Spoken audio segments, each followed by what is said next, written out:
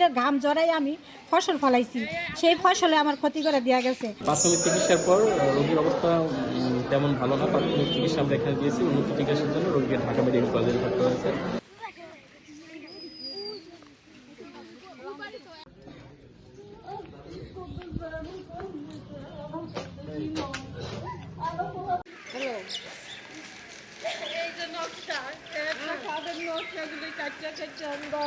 তোরা সর্ব আর নিয়েছি দোকানে টাইনা টাইনা যে ডিপক্স নিয়েছি আমাদের তো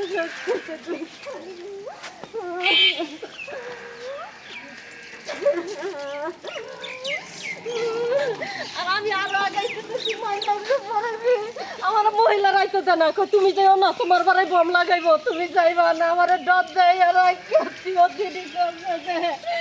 বাচ্চা কাচ্চা নিয়ে আমার হাজব্যান্ড ঢাকা গেছে, আমি একা বাড়িতে, আমার কারণ কেউ নেই।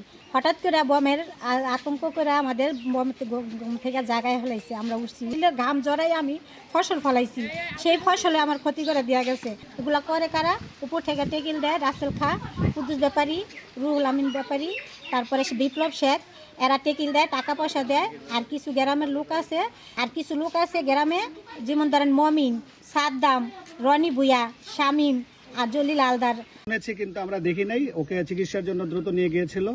আর ইতিপূর্বে এই গ্রামে আমার মনে হয় 50 অধিক মামলা আছে একে অপরের বিরুদ্ধে।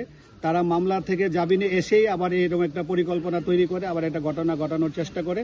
তো আমরা এই পূর্বে থেকেই এই গ্রামের যে এই অবিচ্ছল যে বিচ্ছিন্ন ঘটনাগুলো নিবারণ করার চেষ্টা পূর্বে থেকে পুলিশ প্রশাসন করে আসছে, এখনো আমরা করে যাচ্ছি। তবে এই এলাকার যারা বিত্তশালী আছে, যারা রাজনৈতিক ব্যক্তিবর্গ আছে, এলাকার সুশীল সমাজের যারা আছে, তাদেরকে এগিয়ে আসতে হবে। তারা এই পুরাতন ঐতিহাসিকভাবে যেটা ধরে রাখছে, এখান থেকে ফিরে আসতে হবে। সবার আন্তরিকতা থাকলে এই গ্রামের এই অপরাধগুলো থেকে নিবৃত্ত করা সম্ভব হবে এবং নিবারণ করা সম্ভব হবে বলে আমি মনে করি।